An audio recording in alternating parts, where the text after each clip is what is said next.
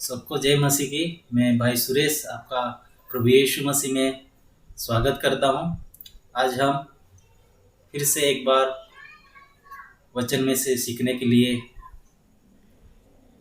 Bible वचन से हम सीखेंगे। आज हम एक विषय सीखने जा रहे हैं। उस विषय का नाम है चेला बनने की जो योग्यता है, वो योग्यता क्या है।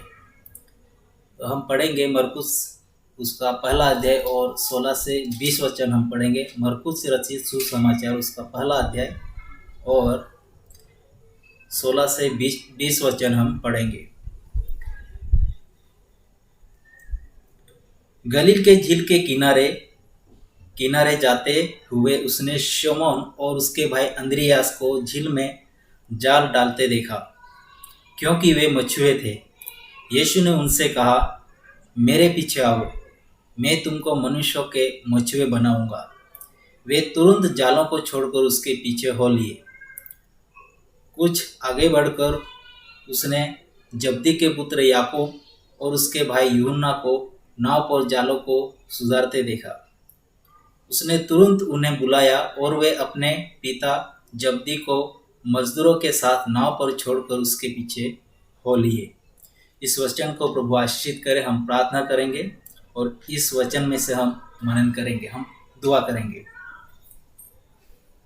प्रभु, हम आपका धन्यवाद करते हैं क्योंकि आपने ये सुअवसर हमको दिया कि हम आपके वचनों में से हम सीख सके। और प्रभु, आपका वचन क्या कहता है इस बारे में जानने के लिए प्रभु आपने हमें यह तक दिया। इसके लिए हम आपका धन्यवाद करते हैं। इस वचन में से हम सीखने जा रहे हैं। प्रभु, आपका पवित्र आत्मा का मार्गदर्शन हमें देना। और दुआ करता हूँ लॉर्ड जीसस, मुझे भी आप सहायता करना और जो कुछ लोग इस वचन को सुनने वाले हैं उनको भी आप सहायता करना। और आपके वचन के अनुसार चलने के लिए प्रभु आपकी पवित्र आत्मा की जो भी प्रभु ताकत है वो ताकत हमें देना। और दुआ करते हैं लॉर्ड जीसस, आपके वचन के अनुसार हमें चलने के लिए आप सहायता करें। आत्मिक उन्नति करने के लिए आप हमें सहायता करें। आगे का सारा समय आपके हाथों में देते हुए ये छोटी सी दुआ आपके मधुर और मीठे नाम से मांगते हैं, आमीन। तो हमने पढ़ा कि प्रभु यीशु मसीह जब उसकी सेवकाई शुरुआत करने जा रहे थे और तब उनको कुछ लोगों की ज़रूरत थी, उनके चेलों की ज़रूरत थी। और इसलिए उन्होंने चाहा कि चेले उनके साथ आए और उनकी सेवकाई में उनका हाथ बटाए। और इसलिए जब वे चेलों को चुनने के लिए वे गलील के झील के किनारे गए और वहाँ पर उन्होंने देखा कि कुछ लोग वहाँ पर मछलियाँ पकड़ने के लिए आए हुए हैं। कुछ मछुआरे उन्होंने वहाँ देखे और तब वो वहाँ पर गए और उनको कहा कि मेरे पीछे हो लो। और तुरंत वे लोग बिना कुछ सोचे समझे उनके पीछे हो लिए। प्रभु यीशु मसीह बाइबल वचन में हमें बताते हैं कि लूका रचित सुसमाचार उसका 10 अध्याय और दूसरे वचन में वो कहते हैं, पके खेत बहुत है परंतु मजदूर थोड़े हैं, इसलिए खेत के स्वामी से विनती करो कि वो अपने खेत को काटने को मजदूर भेज दे। इस जगत में नाश में जाने वाले आत्माएं बहुत है। आज भी हम सोचते हैं कि सुसमाचार का प्रचार और प्रसार जगत के अंत तक क्यों नहीं हो रहा है। उसकी वजह एक ये भी है कि प्रभु की सेवकाई के लिए हर कोई तैयार नहीं होना चाहता।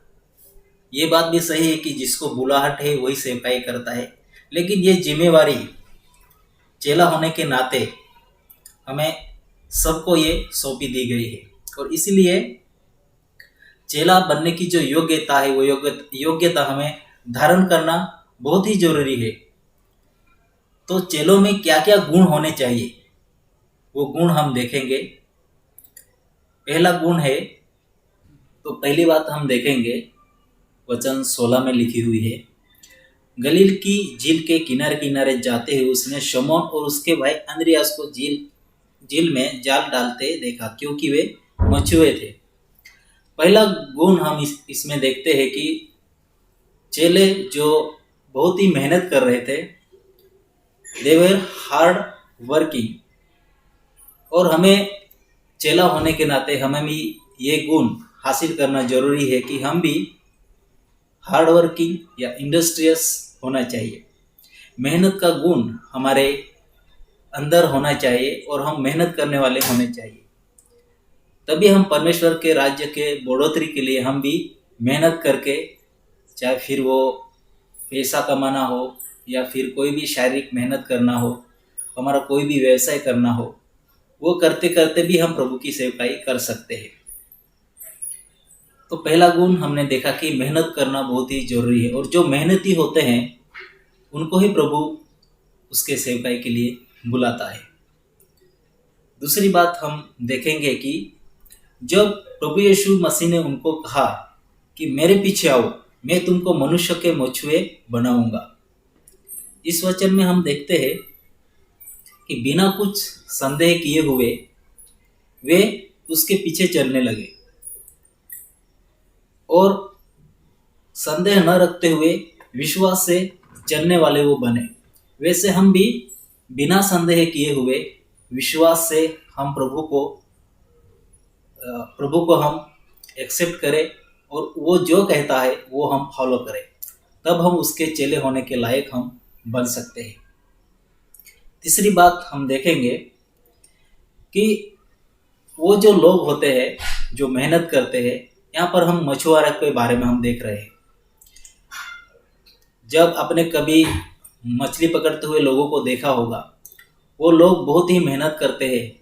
उनकी जालों को वो लेके जाते हैं, उनकी नाव होती है, वो उस नाव को वो खेवते हुए अंदर जाते हैं, अपनी जालों को वो अंदर डालते हैं। बहुत ही धीरज वो लोग रखते हैं।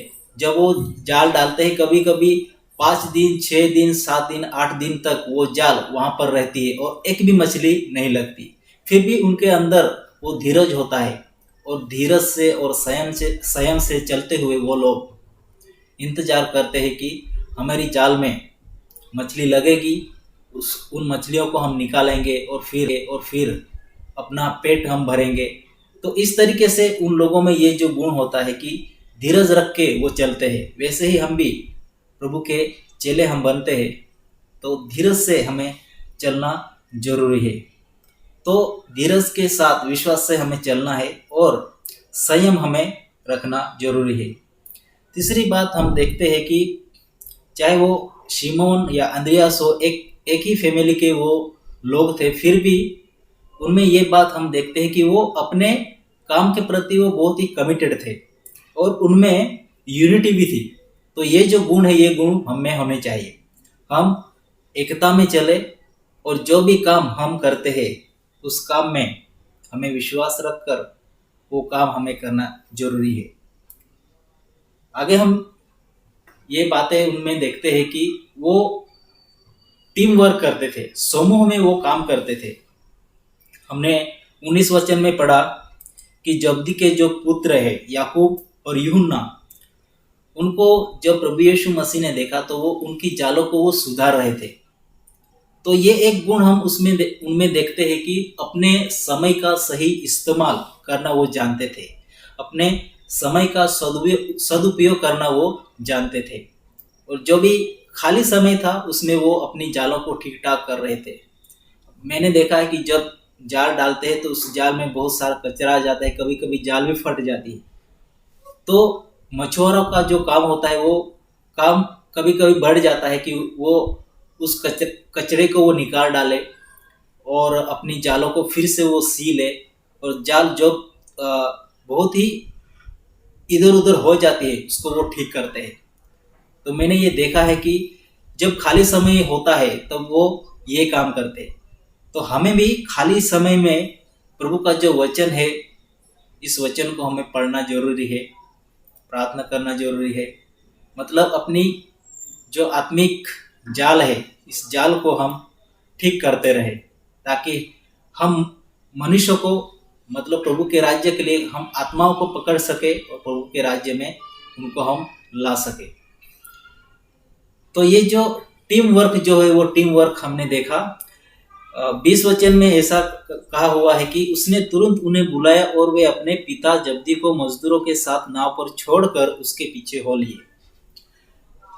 यूहन्ना और याकूब उनके पिता जब्दी, उनके साथ और कुछ मजदूर भी थे, मतलब वो एक से ज्यादा लोग थे। और वहां पर टीम वर्क हमको दिखाई देता है।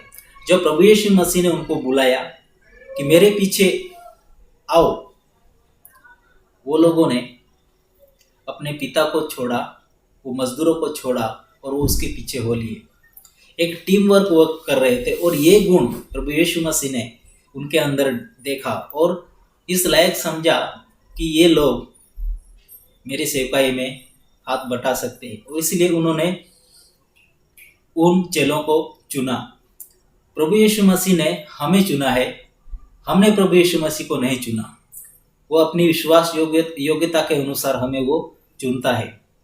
मैंने एक राइटिंग में, एक व्हाट्सएप पे मैंने शेयर किया था कि स्वर्गीय राज्य के बढ़ोतरी के लिए हमें क्या करना चाहिए। तो स्वर्गीय राज्य की बढ़ोतरी के लिए प्रभु ने हमें सबको कुछ ना कुछ वरदान दिए हुए हैं और उन वरदानों के अनुसार हमें कार्य करना जरूरी है। और उस मैसेज में मैंने लिखा था कि परमेश्वर हर एक विश्वासी को अपनी शारीरिक और बौद्धिक और आत्मिक योग्यता के अनुसार अधिकार और जिम्मेवारी देता है। फिर चाहे वो जिम्मेवारी अगुवाई करने की हो, सेवकाई करने की हो या पासबानी करने की हो। और प्रभु हमें ऐसा कौशल्य देता है कि उस कौशल्य से हम प्रभु की सेवकाई कर सके। तो इसलिए हमारा जो वरदान है, हमारा ज्ञान है, हमारी जो बुद्धि है, हमारा पैसा है, हमारी वस्तुएं है, ये हम प्रभु की सेवकाई में हम कैसे निवेश कर सकते हैं, इसके बारे में उस मैसेज में मैंने लिखा था। और स्वर्गीय राज्य की बढ़ोतरी में हम हाथ बटा सकते हैं। आगे का एक गुण हम देखेंगे उनका कि जब प्रभु यीशु मसीह ने उनको कहा कि तुम मेरे पीछे हो लो, तब अपने परिवार को उन्होंने छोड़ा, अपने बाप को, अपनी माता को उन्होंने छोड़ा। अन्य चेलों के बारे में इतना कुछ लिखा हुआ नहीं है, लेकिन यहाँ पर हम देखते हैं कि याकूब और यूहन्ना उन्होंने अपने पिता को छोड़ा और अपने घर को छोड़ा और वो लोग उसके पीछे हो लिए। तो इसमें फैमिली की जो कमिटमेंट है वो भी बहुत जरूरी है। और एक बात हम देखते हैं, लूका रचित सुसमाचार उसका 14 अध्याय और 26 वचन में हम देखते हैं, वहाँ पर ऐसा लिखा हुआ है कि यदि कोई मेरे पास आए और अपने पिता और माता और पत्नी और बच्चों और भाइयों और बहनों वरना अपने प्राण को भी न जाने, तो वह मेरा चेला नहीं हो सकता। यही बात मत्ती 10 और 38 में भी लिखी हुई है। तो इसमें हम देखते हैं कि उन लोगों ने अपने पिता को छोड़ा, अपने परिवार को छोड़ा और भावनाओं में वो बह नहीं गए, लेकिन प्रभु से अधिक प्रेम उन्होंने किया और प्रभु के पीछे चलने के लिए उन्होंने चुना। और वो आत्मिक रिश्ता उन्होंने प्रभु के साथ उन्होंने प्रस्तावित किया और वो प्रभु यीशु मसीह के साथ सेवा करने के लिए जुड़ गए। कभी बार हमारे जीवन में भी ऐसा प्रसंग आता है कि हम परिवार को हम ज़्यादा अहमियत दें या प्रभु यीशु मसीह की सेवकाई को दें, तब हमारे जीवन में भी ऐसा संघर्ष खड़ा हो जाता है। लेकिन प्रभु का वचन ऐसा कहता है कि यदि कोई मुझसे ज़्यादा प्रेम किसी दूसरे रिश्तों को करता है तो वो मेरे सेवकाई के लायक या मेरा चेला होने के लायक वो नहीं है। तो इसलिए हम देखते हैं कि किसी भी चीज के प्रेम से अधिक प्रभु यीशु मसीह का जो प्रेम है वो बहुत ही महान है और वो बड़ा प्रेम है, क्योंकि उसने उस क्रूस पर उसका प्रेम उसने दिखाया और उस क्रूस को उठाते हुए उसकी सेवकाई करना हमारे लिए बहुत ही सौभाग्य की बात है। लेकिन आज हम देखते हैं कि बहुत सारे स्किलफुल लोग हैं, उनके पास पैसा भी है, उनके पास सोर्स भी है, फिर भी वो लोग सेवकाई करना नहीं चाहते। तो आज का वचन हमें यही सिखाता है कि शिष्य होने का जो मूल्य है वो मूल्य हमें चुकाना जरूरी है। अगर वो मूल्य हम चुकाएंगे तभी हम सेवकाई कर पाएंगे। तो इस मूल्य में हमने जैसे पढ़ा लूका रचित सुसमाचार उसका 14-26 वचन में, वैसे हमें भावनाओं में न बहते हुए, रिश्तों को बहुत ज़्यादा अहमियत न देते हुए हमें प्रभु की सेवकाई करना बहुत ही जरूरी है। अगर हम रिलेशन हमारा टिक पाए इस कोशिश में हम लगे रहेंगे और सेवकाई छूट जाएगी तो हम एक दिन जब प्रभु हमें हिसाब मांगेगा उस दिन हम उसके सामने कुछ जवाब नहीं दे पाएंगे। और इसलिए चेला बनने की जो योग्यता है वो योग्यता हमने देखी, और इस योग्यताओं के अनुसार प्रभु हमको चलाए। इसलिए हम प्रभु को यही दुआ करेंगे कि प्रभु हमें आपके चेला होने की जो योग्यता है वो योग्यता आप हमें दे, और आत्मा के मार्गदर्शन से हमें चलाने के लिए आप हमें सहायता करें।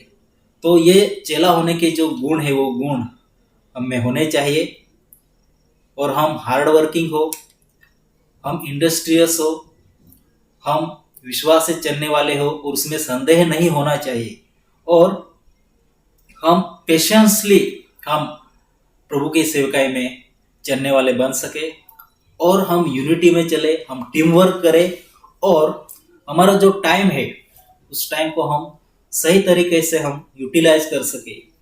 ऐसी योग्यता प्रभु आज हमें देगा। प्रभु आपको इस वचन से आशीषित करे, और हम छोटी सी दुआ करेंगे, और यहाँ पर हम इस वचन को हम यहाँ पर हम समाप्त करेंगे। हम दुआ करेंगे, प्रभु हम सबको आशीष दे। हम दुआ करेंगे। प्यारे प्रभु यीशु मसीह, हम आपका धन्यवाद करते हैं। आपने हमें इस वचन में से सिखाया कि हम चेला होने के लिए किस तरीके से हम आपको प्रभु फॉलो करें, आपका पीछा करने के लिए, और आप जिस मार्ग से चलते हैं और जो मार्ग आपने दिखाया है उस मार्ग से चलने के लिए प्रभु जी किन गुणों की आवश्यकता है वो गुण आपने हमें सिखाए। इसके लिए हम आपको धन्यवाद करते हैं। हम सभी को प्रभु इस वचन के द्वारा आपने आशीषित किया, इसके लिए हम आपको धन्यवाद करते हैं। आने वाले दिनों में प्रभु हम आपके योग्य बन सके, हम आपके चेले बन सके, और चेले बनने के लिए जो मूल्य चुकाना पड़ता है वो मूल्य चुका कर प्रभु आपका क्रूस हम लेके चल सके, आपकी सेवकाई को हम आगे बढ़ा सके। और प्रभु जो फसल है वो फसल को काटने के लिए जो मजदूर कम पड़ रहे हैं प्रभु, उन मजदूरों में प्रभु हम भी शामिल हो सके, और प्रभु आपकी सेवकाई के लिए प्रभु हम खड़े हो जाए, ऐसे हम आपसे प्रार्थना करते हैं। प्रभु हमारे जीवनों को प्रभु आप नियंत्रित कीजिए, और प्रभु आपके पीछे चलने के लिए हमें अगुवाई कीजिए।